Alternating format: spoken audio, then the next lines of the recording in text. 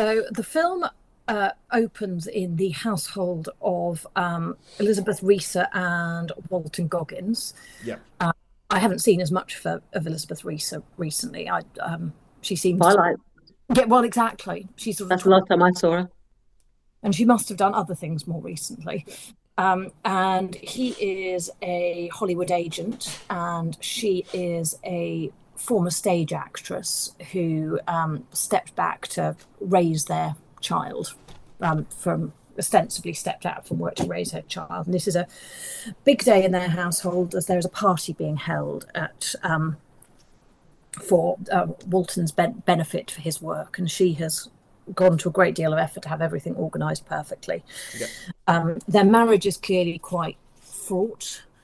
There are tensions. That they are clearly not entirely comfortable with each other, and as they are running around and getting ready, he's not doing things he needs to have done. She's got a load to do, is trying to sort out things with their child, and suddenly there is beeping at their front gate. And there is a woman at the gate who insists that this is her house. She must be in her 80s. And they say, well, no, it's not your house. We live here. She's absolutely adamant. And so Elizabeth Reaser, being a nice person, says, well, come in and we'll sort this out. Doesn't do what a sane person would be and think, well, we've got somebody who is clearly very disturbed here. We should probably be calling the police so that she can be assisted in a medically appropriate fashion. But that doesn't make for such an interesting story.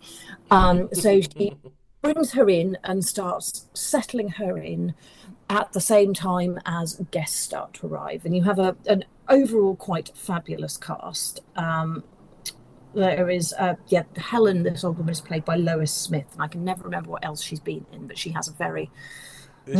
She's been in a lot. The main thing I think of, there was a film called Marjorie Prime with John Hamm, where he plays a digitally created version of her dead husband, and it's kind of like a love story between John Hamm and Lois Smith. But yeah, you would know her because you've seen her in a lot of stuff. She has one of those faces, and along shows up Rufus Sewell as the it was being his usual Rufus Sewell self. He is I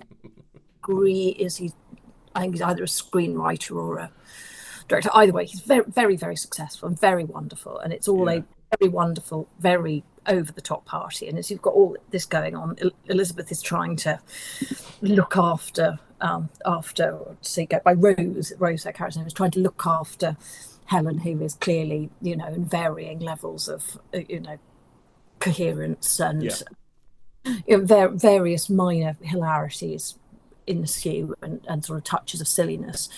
Then it becomes apparent that that the husband has invited this very, very famous actor and Rose's ex-boyfriend, played by Pedro Pascal.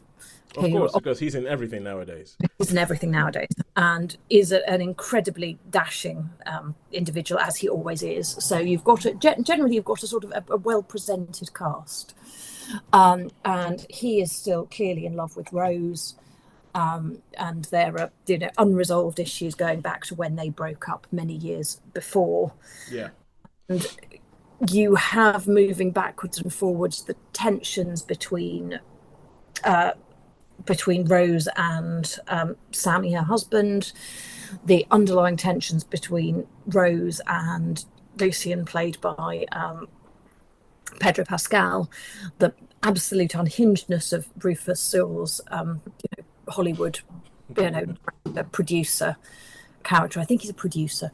And I get the feeling that the adjective coked up might be used there.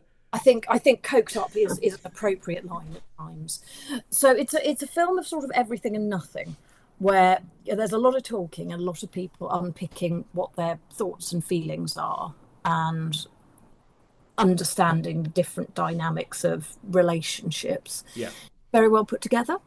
I enjoyed watching it. I was not blown away by it, but it was a solid, did what it set out to do isn't going to change the world sort of film, where it gives you some thinking. You know, you hear about the challenges of relationships and what makes people tick. Is watchable. It's watchable, says Holly Nestlin of Netflix Cinema. It's watchable. It's watchable. I wouldn't give it more than 3 stars because I don't think it really has the depth to Yeah. warrant that. I think it wants to be a little more than it is. Yeah. But there is this happens every year where, you know, a bunch of films come out that are trying to be very clever and they're not necessarily quite as clever as they think they are, which doesn't stop good. Yeah, I've heard that a lot about the film.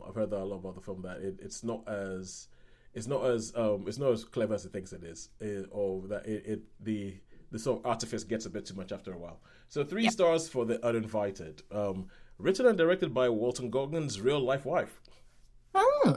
Yeah, and Nadia Connors. Right, okay, let's move on back to Netflix.